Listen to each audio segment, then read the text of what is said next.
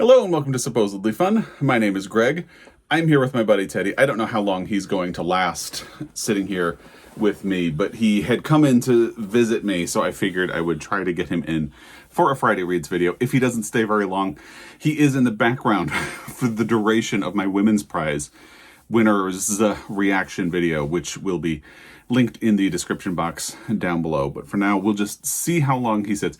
We're back to nice weather where I live. It is lovely and warm, and he has been spending a lot of time looking out the front window in the backyard. It took a while to get back to that because he has like a very mild separation anxiety, and when we got back from Ireland and Scotland, Joel immediately had to travel for work. So he's been just a little bit clingy, but we're working past it. He's starting to enjoy some time outside as well. So he has been doing that and will probably want to go back to it, although he seems very sleepy right now. So anyway, this is a Friday Reads video. I'll get to the Friday Reads video. There's a lot of interesting stuff to talk about. If you would rather jump to the Friday Reads than stay for the chatty part, there will be a timestamp down below so you can jump to that portion. Just a PSA again. If you see a book listed in the description box as something that I talk about in this video, that does not necessarily mean it's something that I read. There will be some books that we're going to talk about before we get there, so just be aware of that. Obviously, the big thing that happened this week was the Women's Prize for Fiction announced the winners for nonfiction and fiction. I have my reaction down below, so you can check that out if you have not already. Quick question about that, because I did get one comment that referred to the thumbnail for that video as a spoiler because I included an image of both of the winners. And I always include an image of the winner when I do these reactions, and my immediate reaction was to be like, how is that a spoiler? It's been announced to the public for at least 3 or 4 hours by the time this video even posted. But maybe some people haven't seen the announcement. I don't know. So I'm going to throw it out to you. Do you think it's a spoiler to include an image of the winner in the thumbnail? If you do, I can try to avoid it in the future. I just really didn't think of it as a spoiler at all. So let me know what you think in the comment section down below. All right, so fun story. I am going to be refilming a chunk of this video, and we had lost Teddy, but since I restarted, somebody came home, someone who's getting a lot of kisses from Teddy right now. It's Joel. So we figured it'd be fun for the two of them to just say hello before they disappear. Hey, everybody. Hi. So there you go. Well, I'm going to go to the kitchen, make some noise. Can I say why?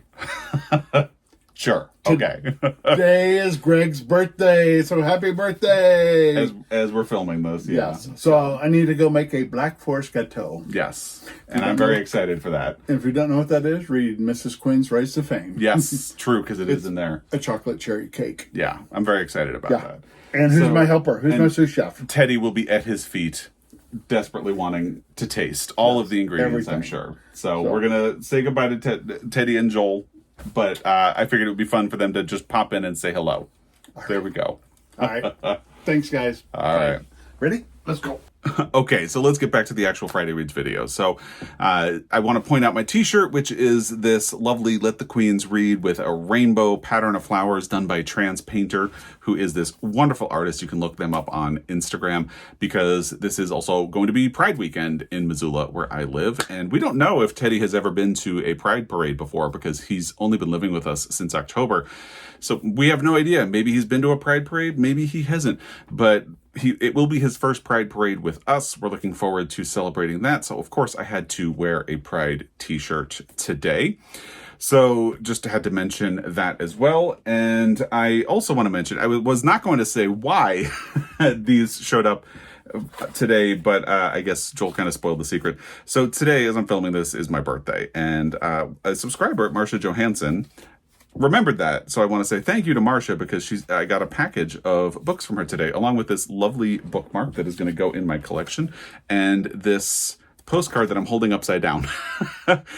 Really beautiful. So thank you to Marsha. But of course, it also came with books. The first two are related to my Pulitzer Prize project. There's a first edition of The Known World by Edward P. Jones. This is a 5-star prediction for me for my Pulitzer Prize project. So I'm really looking forward to this. So if you are unfamiliar, I have a collection of Pulitzer Prize books over there. You can't see them, but maybe I'll throw a picture in here. And I decided after I started my project that I wanted to have a copy of all of the Pulitzer Prize books. So I did that, and then somewhere along the way I decided I wanted to have a hardcover copy, so I've kind of pivoted and been keeping an eye out for hardcovers of them. And if possible, first editions are great, signed editions are great, but they can get very expensive. So a first edition of The Known World is a very good thing to have, and thank you to Marcia for that. So at this point, until this morning, I had been down to 4 books that I still needed to find in hardcover. There's no hardcover of the Netanyahus, so that is paperback. It will always be paperback on my shelf. And technically, one of the 4 is something that I already have a hardcover of. It's the Shipping News. So I have one. It's not in great condition, so I'm kind of keeping it on my list so I'd get another. But I'm officially down to 3, it's still including the Shipping News, because Marcia sent me a hardcover copy of Lonesome Dove by Larry McMurtry. This is probably the white whale of the remaining books that I had, because it is really hard to track down a hardcover copy of it in person, and the copies that you see online can tend to be very expensive. So I really wanted to find one at some point, but it was the one that I figured was probably going to be the last that I would ever track down. So thank you to Marcia. And this is funny timing, because I have already read Lonesome Dove for my Pulitzer Prize project. I'll link my video down below, and a lot of people have been finding it. I don't know if it's the time of year, because maybe Lonesome Dove is something of a summer reading book, but people have been finding that video and commenting on it lately. That is an interesting video. It's one of the most consistently watched videos on my channel. Most of the time when you post a video, if you look at the views over time, it's kind of like a curve. It starts out with a lot, and then it starts to level and flatten off over time. But my Lonesome Dove video is like a diagonal line. People just keep finding it and watching it. So if you want to know why I love Lonesome Dove, and I think this is a great book, the video will be down below. And I'm so thrilled to have this. So thank you to Marcia Johansson. It's a beautiful hardcover too. I'd seen pictures of it online, but I had never seen it in person. So I am so happy to have this and to be able to cross this one off of my list. So there you go. The one that is not a Pulitzer book is something that Marcia had actually just told me about, and I am going to mention it in my book haul for the month of June, but I figured I wanted to highlight it here, because if you are looking for something to read for Pride, Nothing Ever Just Disappears, 7 Hidden Queer Histories by Diarmaid Hester could be a great book for you to read. And I will talk more about it in my book haul. I don't know that I'll talk about The Known World or Lonesome Doves. I usually, if I get a new edition of a Pulitzer book, I don't mention it in my book haul, but those are exciting, so I wanted to highlight them here. This one will be in the book haul, but I do want to mention it because, again, it could be great Pride Month reading if you're looking for it. And I'm not going to do the whole description, but I will just tell you, Nothing Ever Just Disappears brings to life the stories of 7 remarkable figures and illuminates the connections between where they lived, who they loved, and the art they created. It shows that a queer sense of place is central to the history of the 20th century and powerfully evokes how much is lost when queer spaces are forgotten. From the suffragettes in London and James Baldwin's home in Provence to Kevin Killian's San Francisco and Derek Jarman's cottage in Kent, Nothing Ever Just Disappears is a celebration of freedom, survival, and the hidden places of the imagination. So if you are doing Pride Month reading, and I'm encouraging everybody to at least read something for Pride, this could be a really great nonfiction book for you to check out. I know Marcia had said that she was loving it, and I'm really looking forward to catching up to it as well. What else do we have to talk about? Prize dates. So I had been keeping a Post-it note with all of the major literary prize dates for the first half of 2024, and with the announcement of the winners of the Women's Prize for Fiction, all of those have now been announced. So I started a new Post-it note with major literary prizes for the second half of 2024. And conveniently, just this morning, the Booker Prize actually announced its dates. I thought I was going to have to leave it blank because they had only vaguely said, like, in July, we'll announce the long list. Sometime in November, we'll have the winner. And now we have firm dates. So we will get the long list for the Booker Prize on July 30th. We will get the short list on September 16th, and we will get the winner on November 12th. And I've already seen people speculating about what will be on the long list for the Booker Prize. Obviously, we still have some time before formal predictions will be made. I will be sitting that one out. But if you have thoughts, I'd love to hear in the comment section down below. The National Book Award will be giving us a long list from September 10th through 13th. They have several different categories. They do fiction, but they also do nonfiction, translated literature, poetry, and young people's literature. So 10th, 11th, 12th, 13th, that's like 5 categories in 4 days. So they're going to double up at least one of those and announce 2 in one day. Usually they build up to the fiction long list announcement. So I'm guessing that fiction would be on September 13th, but they didn't have a breakout of what will be announced when. Then the shortlist will be announced on October 1st, and we'll get a winner on November 20th. The National Book Award is usually kind of in line with the timeline of the Booker, but the Booker Prize is giving a much longer runway to the announcement of the shortlist and the winner. So you have July 30th to September 16th to explore the long list of the Booker Prize if you would like to. And the National Book Award won't be giving us a long list until September. So the Nobel Prizes will be announced October 7th through 14th. They also don't have a breakout of what those dates will be. Usually they do the science, economics prizes first, and then do literature second to last. And then the last prize is usually the Nobel Peace Prize. But we'll have to wait for firm dates. But right now we have October 7th through 14th. So those are prize dates for the second half of 2024. Let me know which one you are looking forward to. If I've missed one, those to me are the big ones still to come. But if you have another prize that you are looking for in the second half of 2024, let me know in the comment section down below. The only other thing to talk about as I adjust the pillow I'm leaning against for my back is something a little difficult to talk about. And I don't know if it's going to be more of a comment or an actual conversation, because I have a long history of saying, I don't really spend a lot of time talking about this, and then talking for 10 minutes. So we'll see how this goes.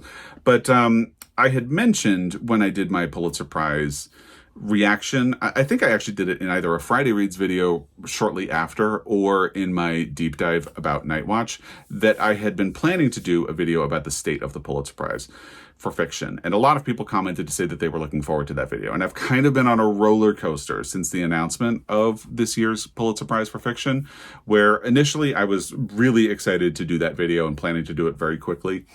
And since I posted my deep dive, I've kind of I went in the opposite direction for a while, where I was like, I just don't want to talk about the Pulitzer Prize right now, because this has been a bit of a sticky year for the Pulitzer. There were a lot of people who were really disappointed in the reaction. I was actually optimistic about the winner when I did my reaction video, and then I read the book and I did not feel optimistic at all. If you're watching, you probably know that. But there were a lot of people who just reacted very negatively to the winner announcement. There were a lot of people who reacted very negatively to the book. There are people who loved the book, and that's great. I want to say that. That is great. I'm very happy for everyone who has read Night Watch and loved it. I obviously did not. But it feels like it's a tricky year to have Pulitzer conversations for that. So part of me immediately after posting my Night Watch deep dive started to say, I don't want to talk about the Pulitzer for a while right now. I think I just want to disengage, take a little time. And I feel like I'm interested in doing the video again. I'll probably do it at some point in July. So stay tuned for that. But one thing I will say is that in the reaction and in the video about Night Watch, I did get a lot of variations on comments like, I'm glad you like the Pulitzer Prize and I like following you about it, but I don't see it as a very serious prize. And that is one of the comments that made me feel like I don't want to talk about the Pulitzer right now, because it's not new. I've gotten that comment a lot in the past. And I'm really glad that I have been able to bring more attention on BookTube to the Pulitzer Prize for fiction, because it feels like a lot of the content is much more geared toward the Booker Prize and the Women's Prize. So I'm happy that so many people have gotten interested in the Pulitzer, but I do get that comment a lot. And, it is a serious prize. It's been around over 100 years. It has a lot of really great winners. All prizes have ebbs and flows, hits and misses. That's what it is. You may have noticed that I've spent a lot of time in my Pulitzer Prize project in the beginning years of the prize and in more recent years. I've done, I think, 2 or 3 books from the 80s, and then I've done a couple since the year 2000. I haven't really done much in the middle. Part of that is because I want to stick in the same areas. Obviously, the ones from like 2000 to present are the years that I was most conscious of the Pulitzer Prize and paying attention. So I feel like a bit more of an authority about what was going on in the book industry. And I think if you stick to the same area, it's a lot easier to recognize trends. Like, this is something that the Pulitzer board and jury and just readers in general at the time thought was really important and things that they were grappling with. If you just move along back and forth in time, you might lose those threads, and I don't want to. But some of that is that I think there's a bit of a fallow period in, say, the 1950s. I don't think that's a great decade for the Pulitzer Prize for fiction. You had 2 legacy prizes for William Faulkner for books that are not his most well-known. I haven't read them yet, but, that is something that has been commented on a lot. And a lot of the post-World War II, during World War II, actually, the Pulitzer Prize very much pivoted to war books, and then afterward, they still kind of stayed in that wheelhouse, and there are some like government books. They don't sound very interesting, if I'm being honest. So, point just being like fallow period. Not a whole lot that seems exciting going on there. But then they came back with like To Kill a Mockingbird and then slowly worked their way back. And I'd say by the 80s is a solid decade for the Pulitzer Prize for fiction. I would say 2000 through 2010, really great period for the Pulitzer Prize as well.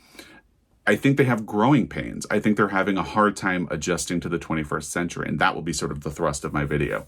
But there's a conversation to be had there. I just feel a little bit frustrated sometimes when people will say things like, it's not a serious prize. It is. A lot of people take it seriously, and no prize is going to be perfect. If you look at the Booker Prize, they don't always get it right. In movies, the Academy Awards don't always get it right. Sometimes they get it spectacularly wrong. And part of the thing of being a fan, like if you're a sports fan, sometimes your team has a bad year. Sometimes they have many bad years.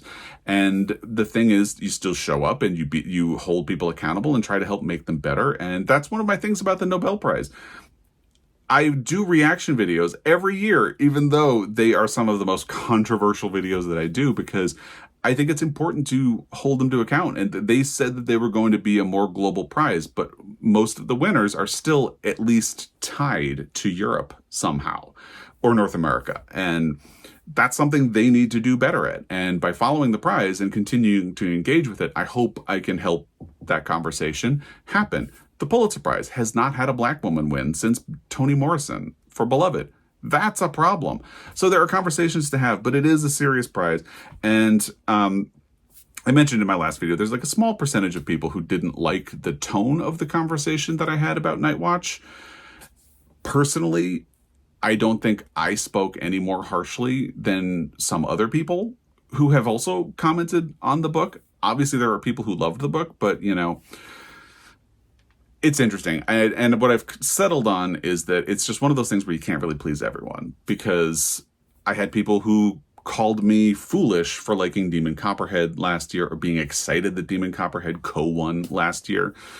And this year, I have people who think I was overly negative about Night Watch. You're never going to make everybody happy, and that's just the way it is. And I think that's sort of the realization this week that I had that makes me feel like I'm ready to go back to that conversation. But, it takes all types. And I just think let's leave room for different types of conversation. Some people will like a book, some people won't. And if you go to the video that I did about Night Watch, I'm really happy for everybody who enjoyed Night Watch more than I am. So it is what it is. Let's move on. Let's get to the actual Friday Reads portion of the video. I finished 2 books this week, DNF'd 1, and I'm currently in the process of reading 2. We'll work our way through all of those. The first book that I finished is something that I think is going to be a new favorite of mine. There's a recency bias. Sometimes when you finish something, you're on a big emotional high with it. So we'll have to wait and see. But I think this is going to be a new favorite of mine. It's Tin Man by Sarah Winman. And if you saw my last Friday Reads, I don't think that's going to be a surprise, because I was really enjoying this book when I did my Friday Reads last week. And I think I only had 70 pages left at that point. And I mentioned that a lot of my opinion of the book would really depend on how it ended, and I think it really stuck the landing.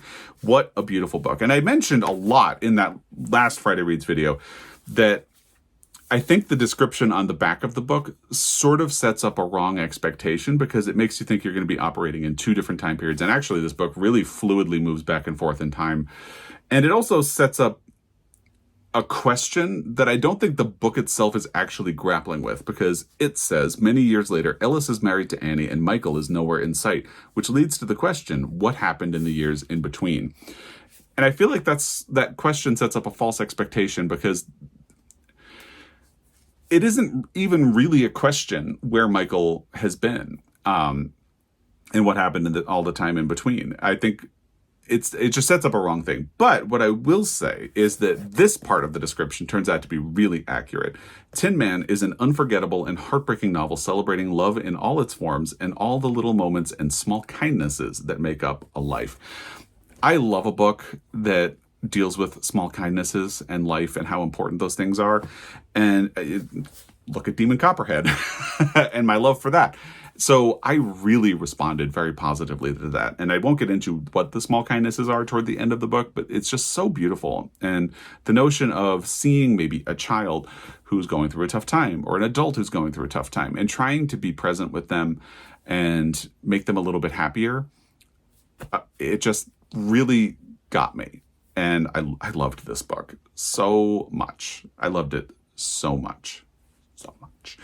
I had started it on audio. I pivoted to the print book. I'm glad that I did, because I really enjoyed spending time. And actually, Joel listened to the audio while he was traveling last week, and he finished it. And I was glad that I had pivoted to the book, because there are some things where he said he was a little confused. He's like, oh, no, that was at the same thing as this. And I said, no. And it turned out like there'd be a page break. And in the audio, you don't necessarily notice the transition to a different place. But in the print book, it's a little more apparent. So I was glad that I had pivoted to the physical book. I might go back and listen to the audio at some point, because I would really like to do that. I just thought this was such a great book. Such a great book. I highly recommend it. Great for Pride Month. Makes me feel silly because I I did resist reading this book for such a long time, because so many people told me that I was going to love it, that it almost starts to feel like its own form of pressure. Like, what if I don't like it? What if I read it and it's just a big disappointment? But everybody tells me I'm going to love it, and I want to love it because of the way it's described. So anyway, I'm so glad I finally got over myself and read it, because I really did love it just as much as people thought that I would. And one thing that's interesting is the tone and feel of this book is very sad. It's very lonely. And yet it paints such a vivid portrait of relationships and kindnesses and dynamics between people. So it's interesting because it talks about, especially in the segment where you sort of shift to Michael's perspective, you see how you can be in relationships with other people and still feel isolated and alone. And I think that's captured very beautifully. And I can't say enough good things about this book. I'm so glad I finally read it. Again, the audio is maybe 5.5, 6 hours long, and Sarah Winman herself actually reads it. And the ending, I can't say what it is, but the ending, the last 70 pages of this book, I was on the edge of my seat, just loving everything. It's only 213 pages. So if you're looking for something for Pride, this would be a great novel to read. And I just thought it was absolutely beautiful. And I'll talk more about it with Joel in our monthly wrap-up. Since I'm going to be running a little long, let's move on to the next book. But just know, I think this is going to be a new favorite. I have to give it a little more time before I really can say that with authority, but I'm on a big high with this book. And the more I've been talking with Joel about it, the more I feel convinced it will be a new favorite. So Joel and I will both be talking about that in our monthly wrap-up. More to come on it. The other book I finished this week was Radiant, The Life and Line of Keith Haring by Brad Gooch. I was actually listening to this on audio, but I have the print book. And it was actually really nice to have the print book because, as I showed you last week, it has great photographs inside. It's a really beautifully put together book. The end papers are really fun as well. And let me show you. It's nice as well to trace the evolution of Keith Haring's art. I think I'm mostly familiar with Keith Haring's art from later on in his career, when he had a little more solid lines, less shaky and things like that. So it was nice to see his evolution as an artist and get to know him as a person. I think what's really great about this book is that it lets him be a complex person, someone who is very collaborative with other artists, who learns a lot from other artists, who tries to do a lot for politics and a lot of political messaging, and tries to shine a light on underrepresented areas of the art world, but can also be narcissistic and make some mistakes, like opening a shop in Tokyo and then realizing that he didn't quite have a cultural understanding of the area that he had fallen in love with, and, struggling to deal with that. I can't remember where he went, but he did a drawing, and people felt it was a little insensitive because it felt like he was co-opting art from that country, and that wasn't necessarily what he had intended to do. So it just allows him to be a complex human being, which is great. And I think another thing that's refreshing about that is, usually if you read a biography of someone, it feels like the person is simplified. All of their ambition just kind of points to the direction that they ultimately ended up being. And I talked about that last week, how this shows that he kind of figured out where he was going over time. But also it tries to simplify the person into simple declarative beliefs and intentions. And Keith Haring is allowed to be sort of messy and want to do a lot of things in his life. And some of them he achieves, some of them he does not. And I really appreciated that. It also really deals a lot with the question of art versus commerce and where the line is. That's something that he really straddled throughout his career. And it's no surprise then that in the 1980s he became friends with Andy Warhol, because that is something Andy Warhol had also really pushed against. But to the point where Keith Haring was often derided as a cartoonist. And when he opened like his pop shop, and he literally merchandised a lot of his art, and he would give out coloring books, and then he started to sell coloring books. And that was something that a lot of people criticized. However, it is also one of the things that has really helped his art last over time. And it's also a really interesting statement, especially since in the 1980s, art really began to be commercialized in ways that it had not been before. So there are a lot of really interesting conversations to have about art and society and culture and politics as well. I'm really glad that I read this book. The audio was great. I admit I did kind of speed up through portions of it. I usually only listen at 1.2 speed. I did go a little faster through some portions of the book. It's a big book, and I just kind of wanted to kind of get through. And I think in some instances, the facts weren't as interesting as the arc of the story, but I really appreciated this book. I'm glad I read it. Another great Pride read, and a nonfiction book. I haven't read a whole lot of those. I read a lot more fiction than nonfiction. So I'm really glad that I did this, spent a little more time with getting to know an artist that I like. It specifically mentioned the handball court that he had painted on the side of Harlem River Drive in New York, I had seen that all throughout my childhood. I don't remember the first time I saw it. And only in my early 20s did I learn that it was actually Keith Haring, because I was talking to someone and I was like, yeah, the Crack is Whack mural, it looks like Keith Haring. And then somebody said to me, I think it is Keith Haring. And then, I looked it up and it was. So I was so excited. But and they talk about the creation of that mural in this, which is fun, because that is one of the things that helped me get to know Keith Haring as an artist. And that was just kind of fun. So we've talked about a new favorite. We've talked about a book I really enjoyed and I'm glad I read. Let's talk about a DNF. And it was a bit of a surprise DNF. Cinema Love by Jia-Ming Tang. So I had mentioned at the end of my last Friday reads that this was the next book that I was going to read. I had a hold on it at the library and I was going to be picking it up, and I did pick it up the day my last Friday reads was posted. So I got into it. I think I got 70 pages in and I just wasn't feeling it. This is not a bad book. I really want to make that clear. This is not a bad book. I do think some elements of the story were a little bit clumsy. Like, there are some ways you can tell that this is a debut book, but that is not why I put it down. And I mentioned this with Northwoods when I talked about that. It's interesting that when you read Northwoods, it turns out to be a literary ghost story. And that is actually something that comes into play with Cinema Love as well. And there's a cultural reason for it, because the story begins in China and then actually it begins in New York, but then flashes back because you have two characters who end up in New York after having been at the Workers' Cinema, which was a place where gay men would cruise each other in the 1980s. And as it's a cultural thing, ghosts connection to ancestors, all of that stuff. It is a cultural thing. That's why it's there. It makes sense. But ghosts are an element of a book that immediately makes me distant from it, for better or for worse. So I wasn't quite hitting with that. And I don't really know why. I just really wasn't responding to the story. I think if it had stuck a little bit more to the protagonists, Old Second and Bao Mei, I would have felt a little more declarative. It felt a little too loosely focused in the beginning, because then you'll have a chapter that talks about someone else who went to the workers' cinema and his life and what happened to him. But then the next chapter kind of begins by saying he actually isn't really important to the story, but he is sort of emblematic of other people who went to the workers' cinema and the experiences that they had. And I feel like I just wanted a little more focus. So for whatever reason, I just wasn't responding to this book in the moment.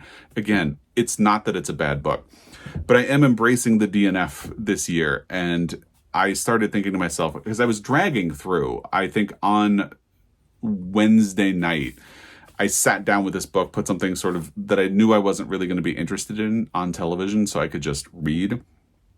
And I only managed to read about 15 pages. And I ended up paying attention to the thing that I knew I wasn't going to be interested in, which to me just started to say, I'm not engaging with this book. So maybe I should put it down.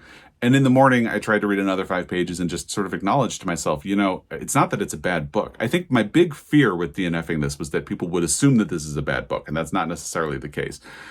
So I started just thinking, well, I could just tell people. That's not why. I'm just not responding to this book right now. Maybe I'll revisit it at some point and things will be different. But for now, I don't see any purpose in trying to force myself to be into something that I'm not, just for the aesthetics of not wanting people to think that this is a bad book. So I can just tell you, it's not that this is a bad book. It just wasn't something that I was responding to. So this wasn't the vibe for me right now to say something that...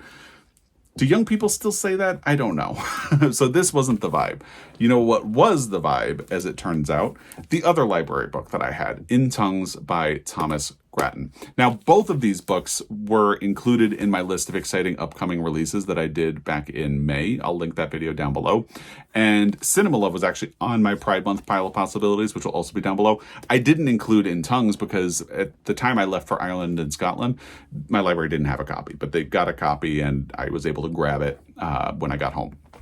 So here it is. And apparently the vibe is not sort of literary ghost story dealing with disconnection and isolation. It's messy younger gays in the early 2000s. Being bad people and all of that stuff. So you have Gordon. I'm not that far into this book, actually. I'm 48 pages in.